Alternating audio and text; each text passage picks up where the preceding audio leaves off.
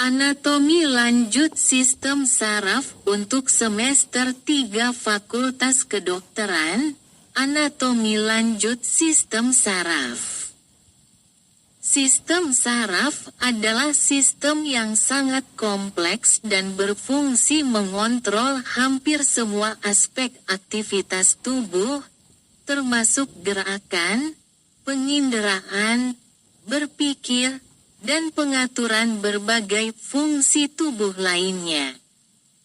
Sistem saraf terdiri dari dua bagian utama, sistem saraf pusat, SSP, dan sistem saraf tepi, SST. Berikut penjelasan rinci mengenai anatomi sistem saraf pusat, SSP. Sistem saraf pusat terdiri dari otak dan sumsum tulang belakang. Sistem ini memproses informasi yang diterima dari seluruh tubuh dan mengirimkan perintah untuk mengontrol berbagai fungsi tubuh. Otak-otak adalah pusat pengendali tubuh yang terletak di dalam tengkorak. Otak mengatur fungsi-fungsi seperti persepsi sensorik, emosi, kognisi, gerakan tubuh, dan kontrol autonomik, misalnya detak jantung dan pernapasan. Otak dibagi menjadi beberapa bagian utama, otak besar, cerebrum.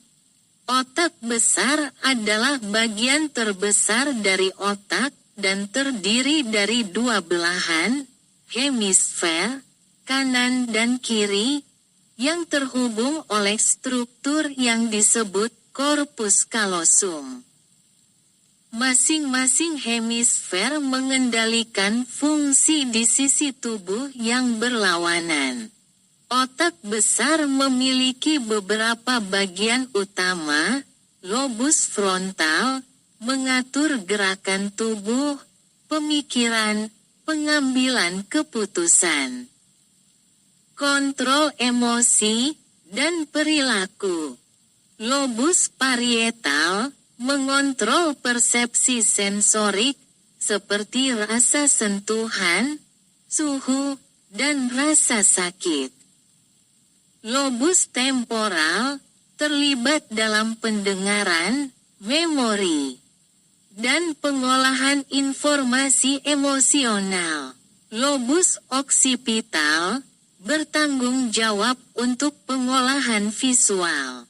Otak kecil, cerebellum, terletak di bawah otak besar. Otak kecil mengatur koordinasi gerakan, keseimbangan, dan postur tubuh. Otak kecil juga berperan dalam pembelajaran motorik dan pengendalian gerakan halus. Batang otak, brainstem. Batang otak menghubungkan otak dengan sumsum tulang belakang dan mengontrol fungsi-fungsi dasar kehidupan seperti pernapasan, detak jantung, tekanan darah, dan pencernaan.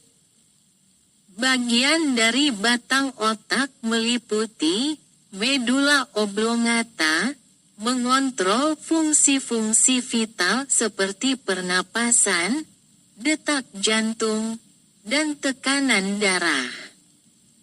Pons, mengatur tidur, pernapasan, serta komunikasi antara bagian-bagian otak. Midbrain, terlibat dalam pengolahan informasi sensorik dan pengaturan gerakan tubuh. Diencephalon. Diencephalon terletak di bawah otak besar dan menghubungkan berbagai bagian otak. Ini mencakup talamus, mengatur pengolahan dan distribusi informasi sensorik ke berbagai bagian otak. Hipotalamus, mengontrol banyak fungsi autonomik, termasuk suhu tubuh, rasa lapar dan haus, serta pengaturan sistem endokrin melalui kelenjar pituitari. Sumsum tulang belakang, spinal cord. Sumsum tulang belakang terletak di dalam saluran tulang belakang dan bertanggung jawab untuk mengirimkan informasi antara otak dan tubuh. Sumsum tulang belakang juga mengendalikan refleks otomatis, seperti respons cepat terhadap rangsangan, misalnya menarik tangan dari benda panas. Segmentasi, sumsum tulang belakang terbagi menjadi segmen-segmen berdasarkan lokasi vertebra, servikal, torakal, lumbar, sakral, materi putih dan abu-abu. Materi putih terletak di luar dan terdiri dari serabut saraf yang membawa informasi ke dan dari otak. Sedangkan materi abu-abu terletak di dalam dan berisi badan sel neuron yang terlibat dalam pemrosesan informasi lokal. Sistem saraf pusat, SSP, detail lebih lanjut. 1. Otak, korteks cerebral, cerebral cortex. Korteks cerebral adalah lapisan luar otak besar yang terdiri dari materi abu-abu, badan sel neuron. Ini adalah pusat dari pemikiran sadar, persepsi sensorik, bahasa, dan kontrol motorik. Korteks cerebral dibagi lagi ke dalam area-area fungsional. Area motorik terletak di lobus frontal, mengontrol gerakan tubuh. Area sensori terletak di lobus parietal, menerima informasi dari indera sentuhan, suhu, rasa sakit, dan tekanan.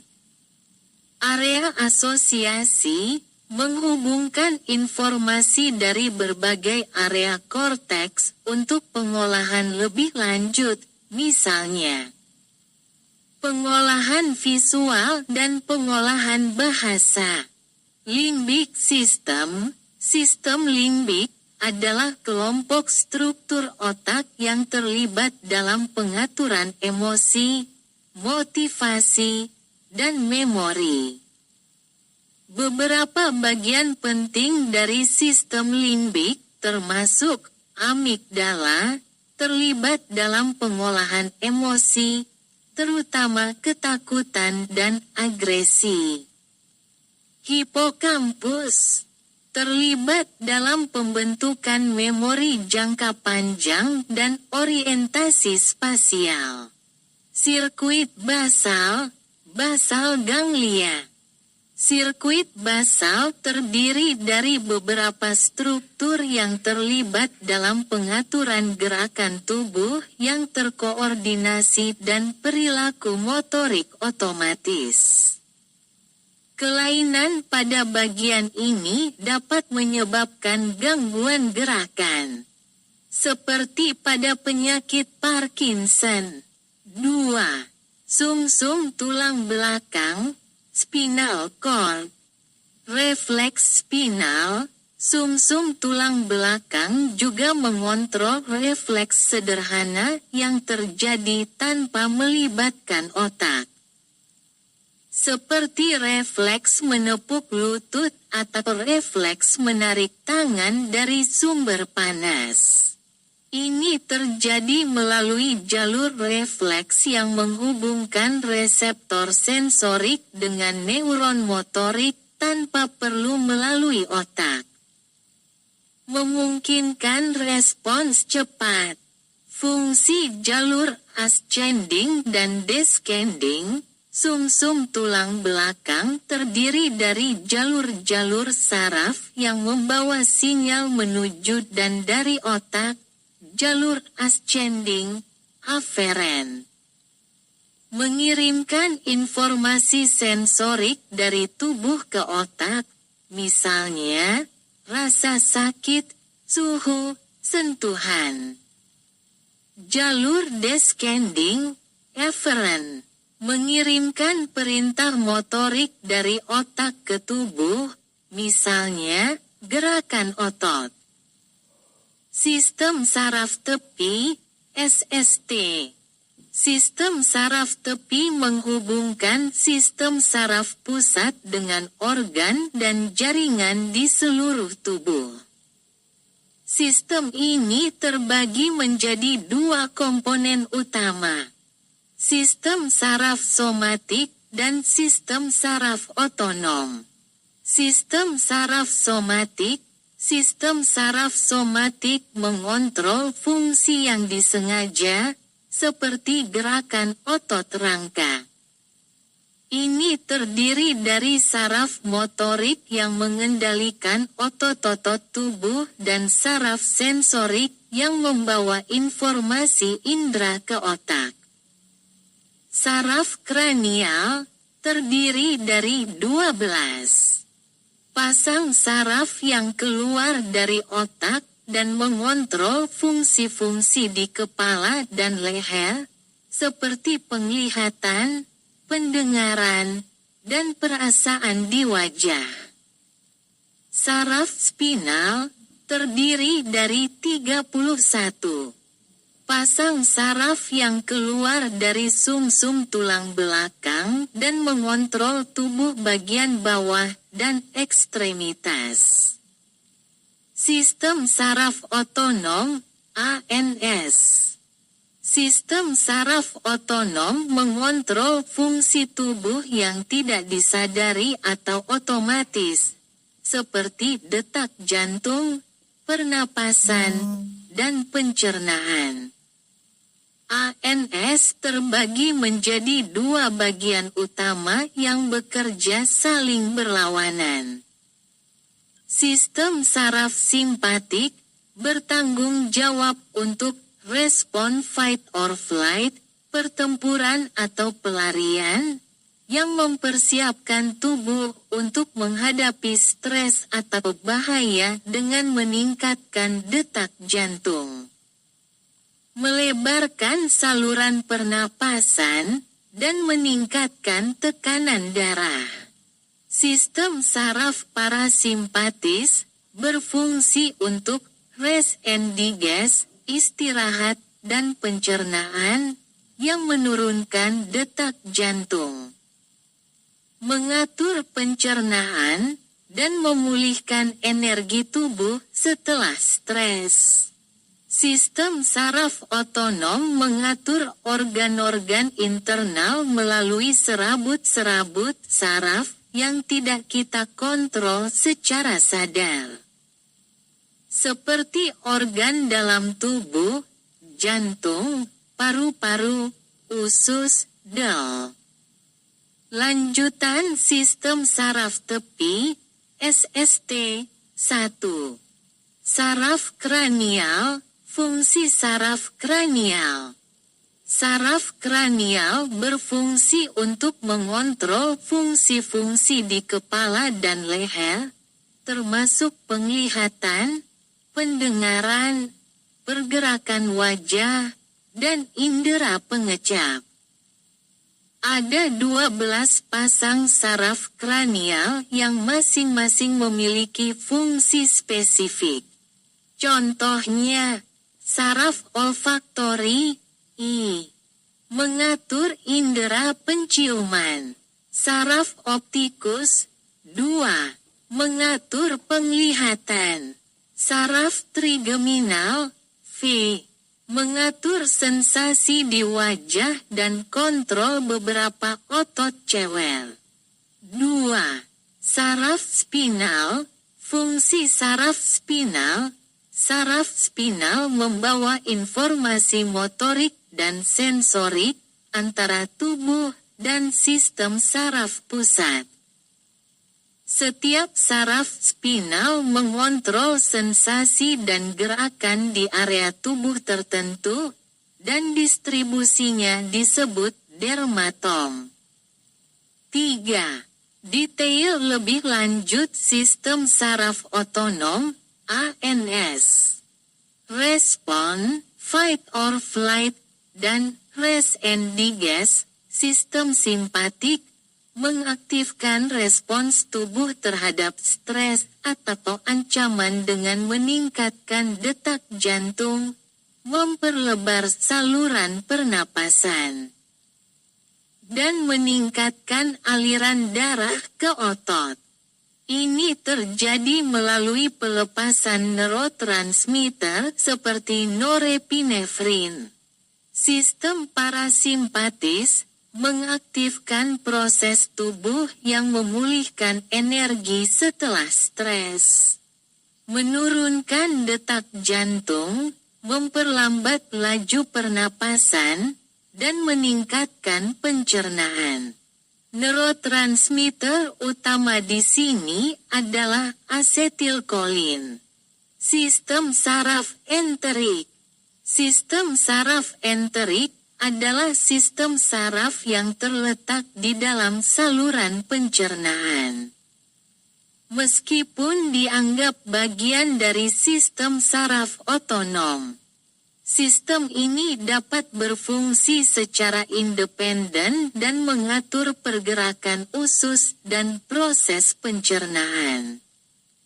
Neurotransmitter dan sinaps. Neurotransmitter adalah bahan kimia yang mengirimkan sinyal antar neuron di sepanjang sinaps, celah kecil antara dua neuron. Ada berbagai jenis neurotransmitter, seperti asetilkolin, terlibat dalam kontraksi otot dan proses memori.